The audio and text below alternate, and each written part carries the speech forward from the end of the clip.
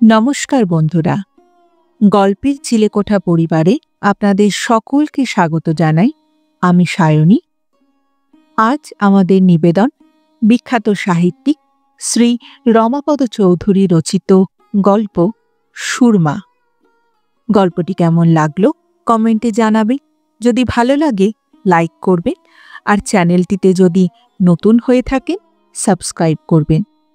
তবে চলুন আর দেরি করব না, শুরু করি আজকের গল্প। শ্রী রমাপদ চৌধুরী রচিত সুরমা।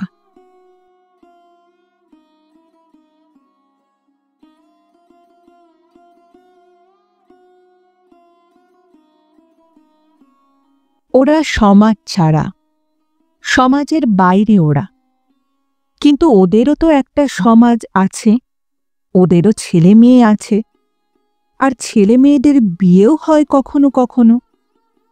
কিন্তু বিয়েটাকে ওরা কি খুব সুনজরে দেখে? না, দেখতে পারে না সকলে। পারে না তার কারণ এ নয় যে ওরা অসামাজিক জীব, কারণটা অর্থনৈতিক। ওদের সমাজের শেষ ভরসা হল একটি ভরা বয়সের মেয়ে। নিজের হোক পরের হোক তফাৎ নেই কোনো। মা মাসের রোজগারে ভাটা পড়লে ভয় কিসের? মেয়ের যৌবনের জোয়ার মানেই তো রোজগারেও জোয়ার। কিন্তু দু একটা মেয়ে হঠাৎ একসময় বেঁকে দাঁড়ায়, আর তখনই চোখ কপালে ওঠে বিপত্তারিণীর। বিপত্তারিণী অবশ্য নাম নয়, আসল নামটা যে কি ছিল তার মনেই নেই কারো। বয়সকালে যতবার পাড়া বদলেছে ততবার নামও। তারপরে তল্লাটে যখন ব্যবসা জাঁকিয়ে বসল, তখন থেকে সবাই ঠাট্টা করে নাম দিল বিপত্তারিণী। ব্যবসাটা মন্দ চলে না, আইন কানুনের যত কড়াকড়ি হচ্ছে বিপত্তারিণীর ততই লাভ। দিশি বিলিতি 5 রকমের মদ রাখে বিপত্তারিণী। রাত্রিরে মদের দোকানগুলো যখন বন্ধ হয়ে যায়, তখন অনেকে ছুটে আসে তার কাছে, বাড়তি দাম দিয়ে কিনে নিয়ে যায়। লুকোচুপির কাজ, কিন্তু থাকে 2 পয়সা। সত্যি বলতে কি, শেষ বয়সে মেয়ের রোজগারে খাবার লোভও নেই, প্রয়োজনও হবে না বিপত্তারিণীর। তা বলে সমাজ ছাড়া হবে কেন তার মেয়ে? চিরকাল যা দেখে এসেছে, বাকি দিন কটাও তাই দেখতে চায় বিপত্তারিণী। উঠতি বয়সে অমন অনেক কথা মনে হয়, অনেক স্বপ্নও সে নিজেও দেখেছিল। তারপর ঘা খেয়ে খেয়ে ভুল ভেঙে গেছে তার। বুঝেছে যে যার নিজের নিজের ফুটপাত ধরে চলাই ভালো। তাই সুরমাকেও ভুল করতে দিতে চায় না বিপত্তারিণী। সোনাদানায় গা মুড়ে বেশ রবরবা নিয়ে জাঁকিয়ে বসেছে মেয়ে তার। এইটুকু দেখতে পেলেই যেন খুশি হয় বিপত্তারিণী। আর বিয়েই যদি করতে হয় তো শেঠেদের সেই ছোকরা বাবুটি নয় কেন? কিন্তু তা নয়, সুরমার মন পড়েছে রতনের ওপর। এ পাড়ারই ছেলে, এ পাড়াতেই গান শিখিয়ে বেড়ায়। গলির মধ্যে চায়ের দোকানটা চালায় রতনের মা। দোকানটা ছিল এক হিন্দুস্থানি। রতনের মার কাছে আনাগোনা ছিল তার। কলেরা না বসন্ত কি যেন হয়ে মারা গেল লোকটা, তারপর থেকে ওটা রতনের মাই চালিয়ে আসছে। রতনের দোকান টোকান ভালো লাগত না। গান গাইতে পারত ভালো, হারমোনিয়াম বাজিয়ে গান শেখাতো তাই পাড়ার মেয়েদের। যে যা পারত দিত মাইনে, রোজগার মন্দ হতো না। সবচেয়ে বড় রোজগার হয়ে গেল সুরমা।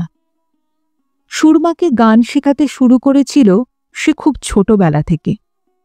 তারপর ধীরে ধীরে কখন যে সকলের অজ্ঞাতে হঠাৎ বড় হয়ে উঠেছে সুরমা, তা যে রতনও লক্ষ্য করেনি। ওসব অত লক্ষ্য করেও না রতন।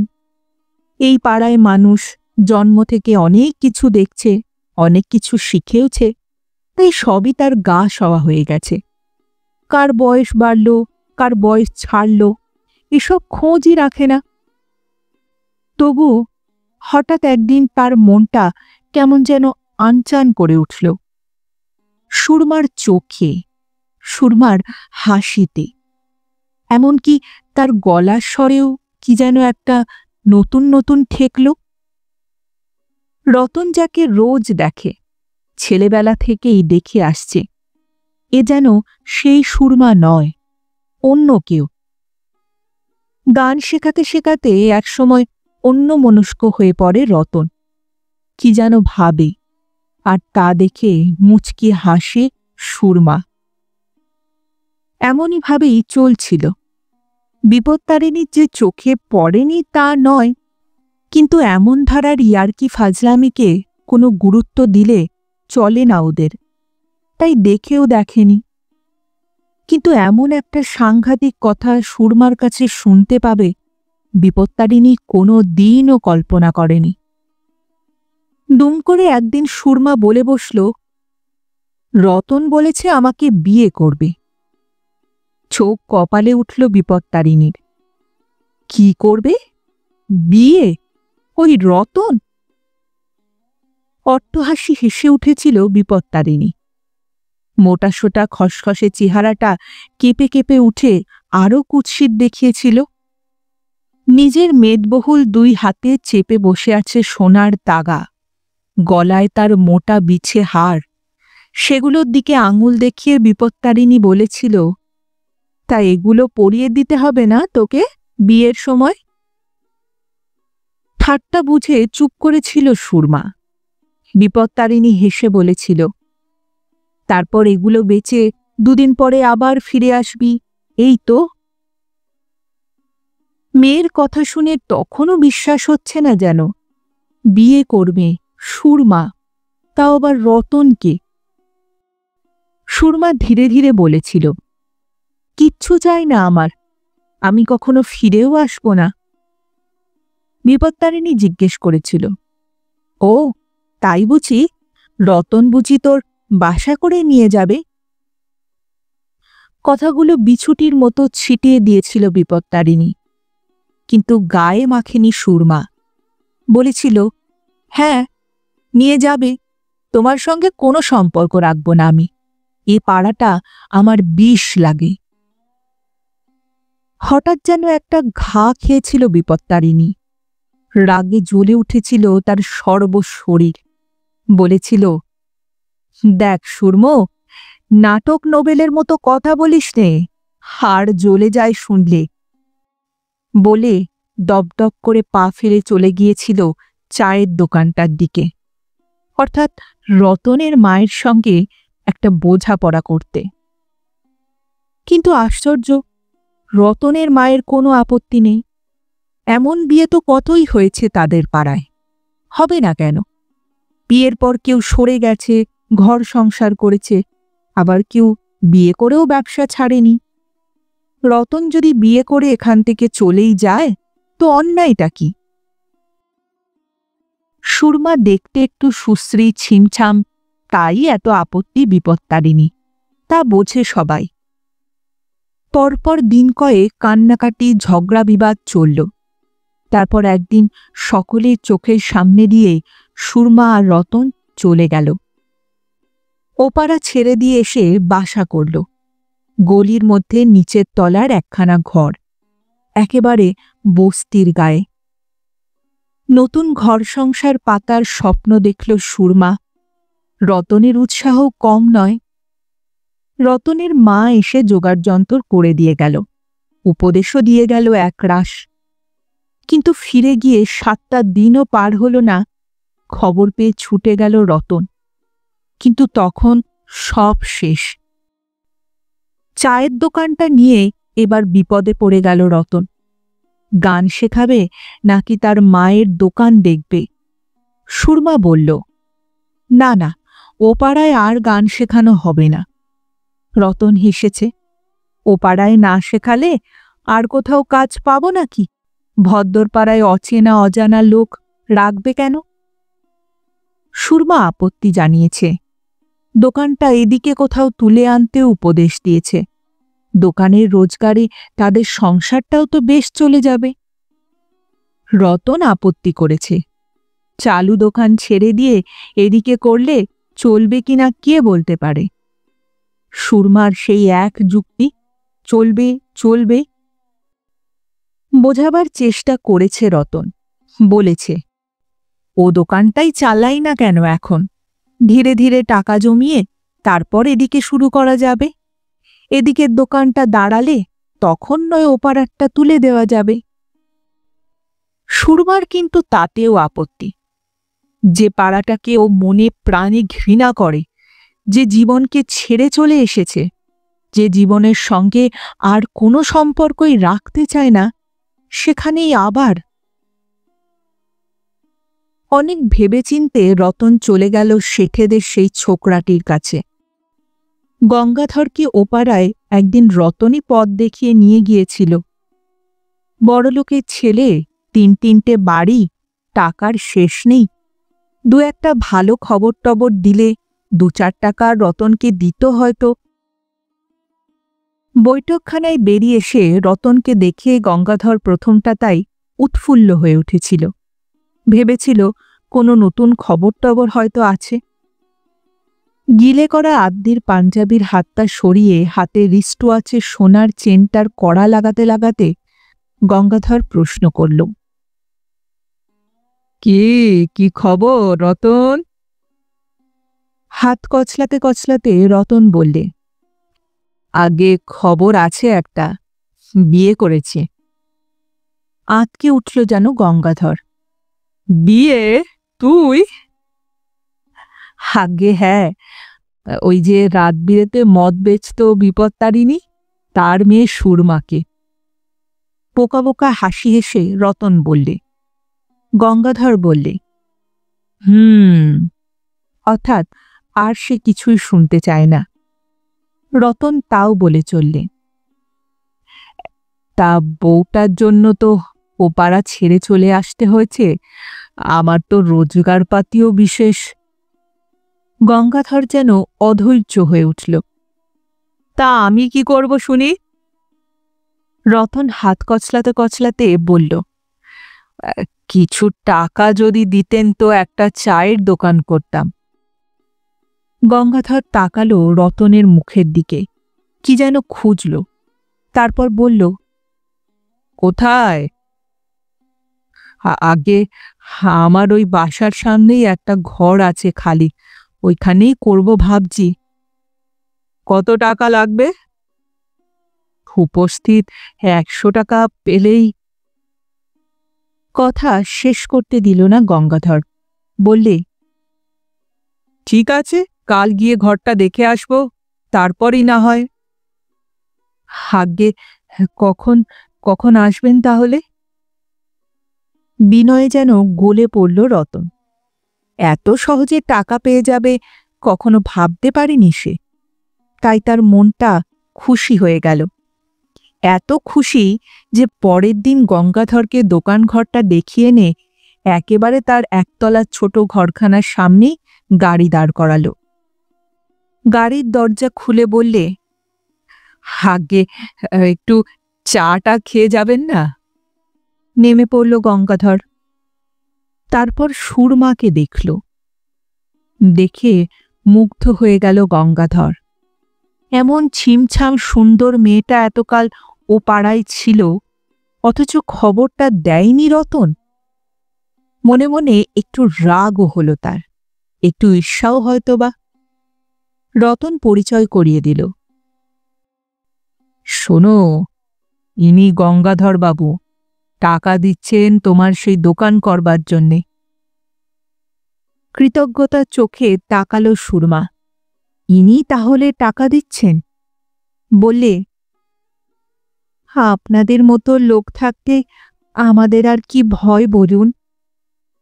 গঙ্গাধর অন্তরঙ্গ স্বরে বলে উঠল, আমরা থাকতে তোমাদের কোনো ভয় নেই, সেইটাই তো। ভয় নেই বলল বটে গঙ্গাধর, কিন্তু ভয় যেন বেড়ে গেল সুরমার। শেঠেদের এই ছোকরা বাবুটিকে দূর থেকে কয়েকবার দেখেছে সে এর আগে।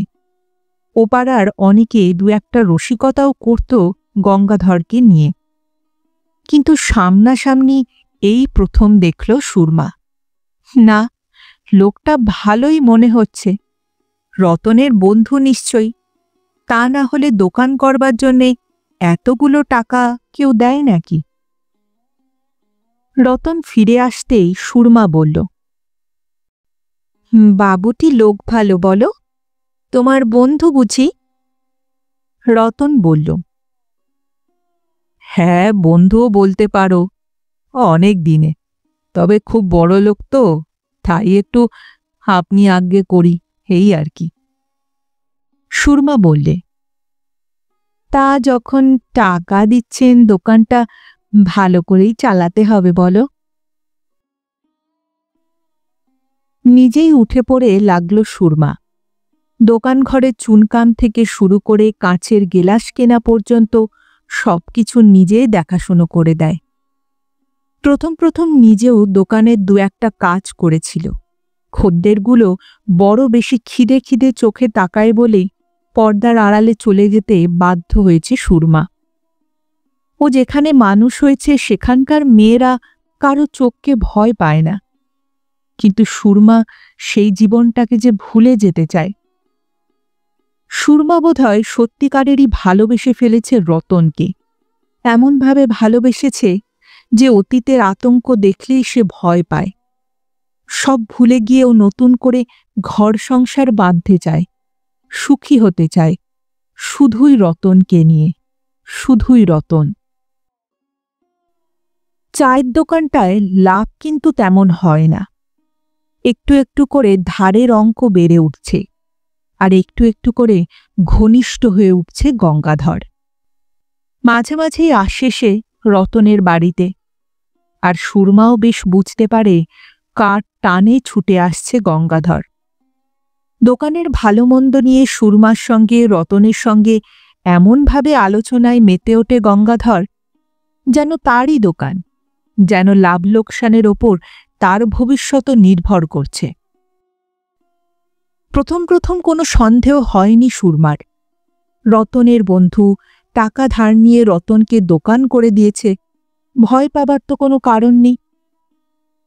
আর ভয় সত্যিই কাউকে পায় না সুরমা, নিজের ভালো মন্দ সে নিজেই বোঝে। বিরক্ত হয়ে ও যার দিকে তাকায় তার সাধ্য নেই ফিরে তাকাবার, কিন্তু আসল ভয় রতনকে। কখন কি ভুল বোঝে তার ঠিক আছে।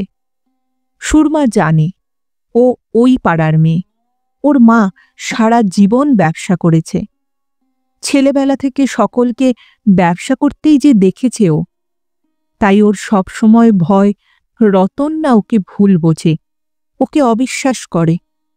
ভুল বোঝা অসম্ভব তো নয়, অবিশ্বাস করারই কথা। তবু সুরমা যে অন্য ধরনের, অন্য জাতের মেয়ে, তা রতন বুঝবে কি করে?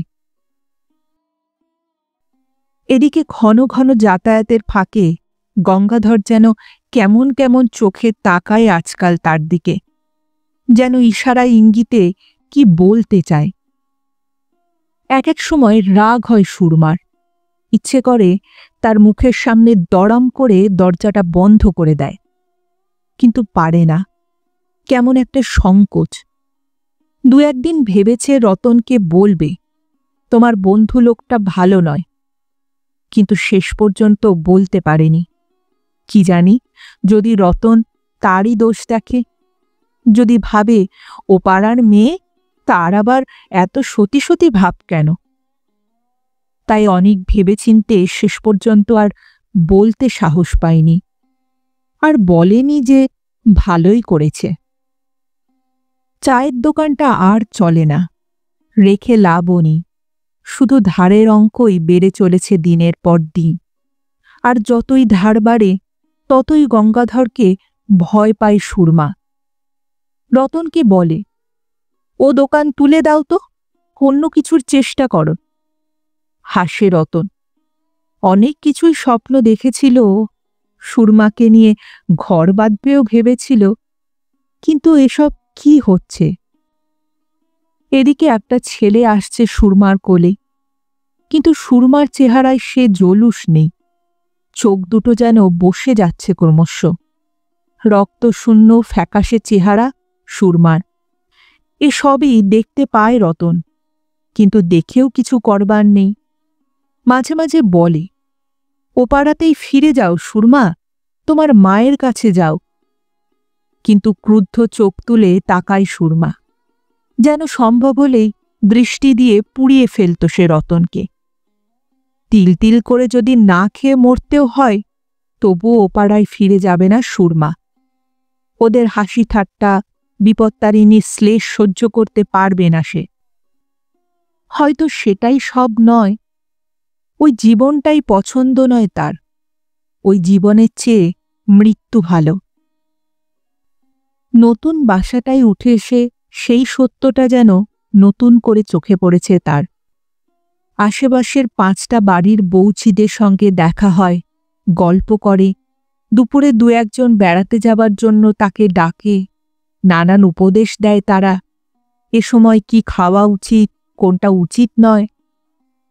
তাদের সঙ্গে গল্প করতে করতে এক এক সময় সুরমা যে ভুলে যায় সে পাড়ার লোক নয়, অন্য পাড়ার। ভুলে যায় যে এত অন্তরঙ্গতা, এত হাসি ঠাট্টা সব বন্ধ হয়ে যাবে এক মুহূর্তে যদি কেউ ভুলেও জানতে পারে এ জীবনের অধিকার নিয়ে সুরমা জন্মায়নি। এখানেই যেন অনেক বেশি আনন্দ, অনেক বেশি মর্যাদা। তাই এই জীবনটার ওপরে সুরমার এতখানি লোভ। তাই ফিরে যেতে বললেই চটে যায় সুরমা, বলে, না খেয়ে মরব, তবুও যাব না। রতন হাসে, দুর্বল অসহায় মানুষের মতো হাসে। কি করবে বেচারি? সুরমা বোঝে দোষ রতনের নয়, দোষ ভাগ্যের। যে ভাগ্য নিয়ে এসেছিল ও, সে পথ থেকে সরে আসতে গিয়েই তো তার এমন অবস্থা হল। গঙ্গাধর আসে, বলে, অন্য কিছু ব্যবসা শুরু করো রতন। কিন্তু কোন লাইনে যে যাবে তা ঠিকও যে করতে পারে না রতন। দিন কয়েক একটা ছাপা কারখানায় কাজ করেছে, তারপর আবার বেকার। এটা ওটা ব্যবসা করার চেষ্টাও করে সে নিরন্তর। এমনইভাবে দিনের পর দিন, বছরের পর বছর কেটে চলে। এদিকে দুটো ছেলে হয়েছে সুরমার, চেঁচায় আর কাঁদে খিদের জ্বালায়। সুরমার চেহারাও একেবারে শুকিয়ে কালি হয়ে গেছে, মেয়ে ছেলে বলে আর মনেই হয় না। গঙ্গাধর মাঝে মাঝে আসে, খোলাখুলি বলে, আমার কাছে থাকো তো বলো সুরমা, সব ব্যবস্থা করে দেব। বিরক্ত হয়, ভয় পায় সুরমা, কিন্তু রাগে না। রাগবার মতো শক্তিটুকুও যেন নেই আর তার। হাঁপাতে হাঁপাতে কোনো রকমে বলে, আপনি আসবেন না, আর আসবেন না এখানে। তবুও রতনকে কিছু বলতে পারে না সুরমা। বলতে পারে না, তোমার বন্ধুটিকে আসতে বারণ করো। বললেও বারণ করতে কি পারত রতন? সে সাহস কোথায় তার? সোজা হয়ে দাঁড়াবার জোর কোথায় শরীরে? রতনের নিজেরই মাঝে মাঝে মনে হয় সুরমাকে বিয়ে করে তাকে ওপাড়া থেকে নিয়ে এসে ভুল করেছে সে। তা না হলে হয়তো গঙ্গাধরের মতোই কারো কাছে থাকতে পেত সুরমা, কিংবা তার মা বিপত্তারিণী তার সব বিপদ তাড়াত।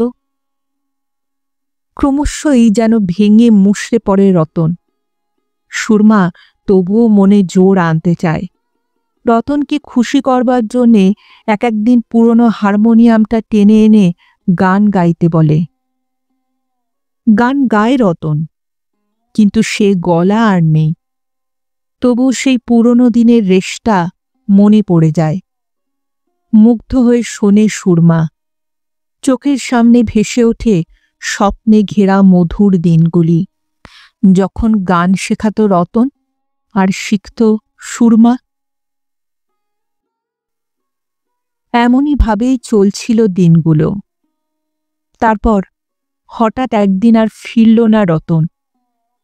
অনেক রাত পর্যন্ত অপেক্ষা করল সুরমা। ভাবল, কোথাও কোনো কাজে আটকে পড়েছে হয়তো মানুষটা, হয়তো কোনো কাজ পেয়েছে। সেই রাতটা আশায় আশায় কাটল, কিন্তু পরের দিনও ফিরল না রতন। পরের পরের দিনও না। এমনই করে আশায় আশায় রতনের পথ চেয়ে দিনের পর দিন কেটে গেল। রতন আর ফিরল না। ঘটনাটা এমনই আকস্মিকভাবে ঘটেছিল যে কেউ কেউ ভাবলে রতন বুঝি গাড়ি চাপা পড়ে মারা গেছে, কেউ কেউ বললে বউকে ফেলে পালিয়েছে। ওপাড়ায় বিপত্তারিণীর কাছেও কি করে যেন খবরটা পৌঁছে গেল। ও মেয়ের আর মুখ দেখবে না ভেবেছিল সে, তবুও মেয়ের বিপদের কথা শুনে এলো একদিন দেখা করতে। বলল, ফিরে চ সুরমো, ফিরে চ। সুরমা হাসল, বলল, যাবার হলে অনেক দিন আগেই যেতাম, তুমি ফিরে যাও, আমি না খেয়ে মরব, তবুও। সেই এক প্রতিজ্ঞা। উপায় না দেখে গালাগালি দিতে দিতে চলে গেল বিপত্তারিণী। কিন্তু বিপত্তারিণী যেতে না যেতেই বিপদ নিজেই এসে হাজির হল। গঙ্গাধর একদিন এসে বললে, আমার কাছে থাকবে তো চলো সুরমা, রতন আর ফিরবে না। হেসেছিল সুরমা, বলেছিল, আপনাদের বাড়িটা তো চিনি, যাবার হলে আমি নিজেই গিয়ে হাজির হব, বলে গঙ্গাধরকে বিদেয় করে দিয়েছিল। কিন্তু শেষ পর্যন্ত আর পারল না। হঠাৎ একদিন সকালে উঠে দেখল তার ছোট ছেলেটা নড়ছে না, বুকে হাত দিয়ে টের পেল না কিছু। তারপর হঠাৎ ডুকরে কেঁদে উঠল সে। বুঝতে পারল ছেলে তার আর নড়বে না। না খেয়ে আর আপেটা খেয়ে মরে গেছে তার ছেলেটা। মরে গেছে। চোখ মুছল সুরমা। তারপর বড় ছেলেটাকে কোলে নিয়ে বেরিয়ে পড়ল একেবারে সেই গঙ্গাধরের বৈঠকখানায়। ঠিক এমনইভাবে একদিন রতন এসে দাঁড়িয়েছিল, আর এমনইভাবে ঘড়ির চেনটা হাতে বাঁধতে বাঁধতে এসে দাঁড়িয়েছিল গঙ্গাধর। সুরমাকে দেখে সপ্রশ্ন চোখে তাকালো গঙ্গাধর। ঠিক এমনটিই যেন আশা করতে পারেনি সে। সুরমা হাসল ম্লানভাবে, বলল, চলে এলাম। খুশি হয়ে উঠেছিল গঙ্গাধর। এ মেয়েটা একদিন তার মনে নেশা ধরিয়েছিল। তখন যদিও রূপ ছিল সুরমার, কিন্তু রূপ হারিয়ে দারিদ্র্যের মধ্যেও মেয়েটা কিসের জোরে সব লোভ জয় করেছিল তা ভেবে পায় না আজও গঙ্গাধর। যে বারবার তাকে ফিরিয়ে দিয়েছে তার রূপ লাবণ্য আর কিছুই নেই, তবুও তাকেই হাতের মুঠোয় পেয়েও ছেড়ে দিতে ইচ্ছে হল না গঙ্গাধরের। সুরমা বলল, আমাকে নয়, আমার ছেলেকে বাঁচান। সুরমাকে আশ্রয় দিল গঙ্গাধর। দিল যা কিছু চাইতে পারে সুরমা, যা কিছু বাসনা, তার সবই। এতদিন শুধু ভালোবাসার স্বপ্ন দেখেছিল সুরমা, এবার দেখতে পেল ঐশ্বর্যের সুখ। এমনই করেই বছরের পর বছর কেটে গেল। চেহারা বদলে গেল সুরমার। বিলাসে বৈভবে সারা দেহে তার নতুন করে যৌবন এলো যেন। একদিন থমকে দাঁড়ালো সুরমা একজনকে দেখে। রতন। রতনই তো। রতন কিন্তু তখনও যেন চিনতে পারছে না সুরমাকে। এই তার রূপ, এমন রূপ তার সুরমার। অথচ রতনের চেহারা শীর্ণ ভিক্ষুকের মতো। নোংরা শতচ্ছিন্ন কাপড়, একমুখো খোঁচা খোঁচা দাড়ি আর উস্কো খুস্কো চুল, চোখ দুটো পাগলের মতো ঘোলাটে। নিজের ঘরে নিয়ে গেল সুরমা রতনকে। বলল, এসো, আমার ঘরে এসো। সুরমার ঘরে ঢুকল রতন অত্যন্ত সংকোচের সঙ্গে। তাকালো চারপাশের দেওয়ালের ছবিগুলোর দিকে, দামি দামি আসবাবপত্রের দিকে। জিজ্ঞেস করলে, সুরমা, এই সব তোমার? এই সব? বিষণ্ণ হাসল সুরমা, বলল, হ্যাঁ, আমারই। সুরমা প্রশ্ন করে, কিন্তু কোথায় ছিলে তুমি এতদিন? কেন ফেলে গিয়েছিলে আমায়? চুপ করে থাকে রতন। দু চোখ বেয়ে তার অশ্রু ঝরে পড়ে। বলে, তোমার জন্যই যে গিয়েছিলাম সুরমা। ভেবেছিলাম যেমন করে হোক নিজের পায়ে আমাকে দাঁড়াতেই হবে, তারপর এসে নিয়ে যাব তোমাকে।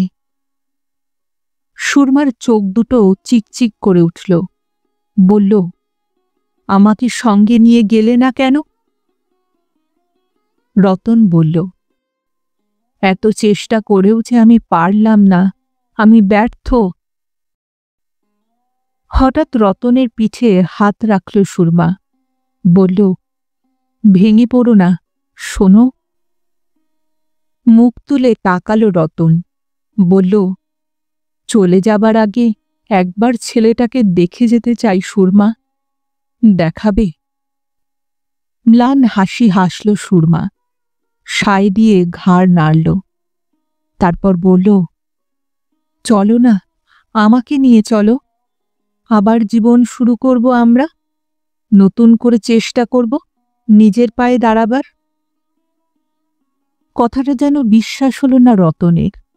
সুরমা, সুরমা যাবে তার সঙ্গে? এমন নির্ঝঞ্ঝাট, এমন আরামের জীবন ছেড়ে সত্যি যাবে সুরমা? উঠে দাঁড়ালো সুরমা, দ্রুত পায়ে ভিতরে চলে গেল। বলল, বসো তুমি, এখনই যাব, এখনই যাব আমি তোমার সঙ্গে। বিস্মিত হল রতন, মনে মনে খুশিও হল। এত ভালোবাসা, এত গভীর টান তার ওপর। না, রতন আবার দাঁড়াবে, আবার। সুরমার এত টাকা, এত অলংকার, এত মূলধন নিয়ে সে আবার ব্যবসা শুরু করবে, জীবন শুরু করবে, সুখী হবে তারা। সুরমার কথায় চমকে চোখ তুলে তাকালো রতন। ছেলের হাত ধরে এসে দাঁড়িয়েছে সুরমা। দুহাত বাড়িয়ে ছেলেকে কোলে তুলে নিল রতন। কিন্তু পরমুহূর্তেই সুরমার দিকে স্পষ্ট চোখে তাকিয়ে সে চমকে উঠল। এ কি, সমস্ত গহনা খুলে ফেলেছে সুরমা, পোশাকও বদলে এসেছে। একখানা সাদাসিধে শাড়ি আর দুহাতে শাঁখা শুধু। সুরমা বলল, চলো। রতন বিস্মিত হল, বলল, তোমার গায়ের গয়নাগুলো কি হলো সুরমা? তোমার জিনিসপত্র, এই যে বললে সেগুলো তোমার? সুরমা হাসল। দুঃখ কষ্টকে সুরমা ভয় পায় না। যত দুঃখই সে পাক, যত কষ্টই সে পাক, রতনের সঙ্গে থাকাই তার সবচেয়ে বড় সুখ। তবুও রতন বিশ্বাস করতে পারল না। এত গয়না, এত টাকা, এগুলো ছাড়া সে ব্যবসা করবে কি করে? সে কি করে দাঁড়াবে আবার ঘুরে? হঠাৎ যেন চিৎকার করে উঠল সুরমা। বলল, না না, আমি তোমার সঙ্গে যেতে পারি না, পারব না। যে আমাকে সব দিয়েছে, তাকে তো কিছুই দেইনি আমি। কি দিয়েছে? না, তার দেওয়া কোনো জিনিসই আমি নিয়ে যেতে পারব না। রতন বিরক্ত হল। পারবে না? অট্টহাস্যে হেসে উঠল সুরমা। না, পারব না, পারব না। যে আমাকে বিশ্বাস করে সব দিয়েছে, আমার ছেলেকে বাঁচিয়েছে, তার দেওয়া একটা কানা করিও আমি নিতে পারব না। রতন স্তম্ভিত বিস্ময়ে তাকিয়ে রইল সুরমার মুখের দিকে। না, সুরমার কোনো তুলনা চলে না, অতুলনীয়া তার সুরমা।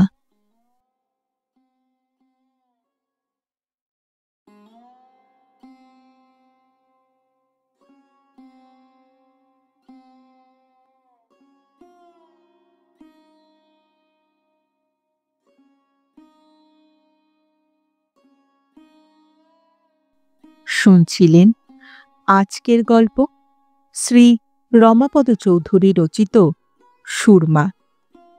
ফিরে আসছি আরেকটি গল্পের সঙ্গে কিছুদিনের মধ্যে। ততদিন ভালো থাকবেন, সুস্থ থাকবেন এবং গল্পে থাকবেন। আর আমার গল্প পাঠ ও উপস্থাপনা যদি ভালো লাগে তাহলে লাইক আর কমেন্ট করতে ভুলবেন না। আর চ্যানেলটিতে যদি নতুন হয়ে থাকেন সাবস্ক্রাইব করবেন। এতে আমার উৎসাহ ও আত্মবিশ্বাস দুই বাড়ে। তাহলে আজ এখানেই বিদায় নিচ্ছি। আবার দেখা হচ্ছে। নমস্কার।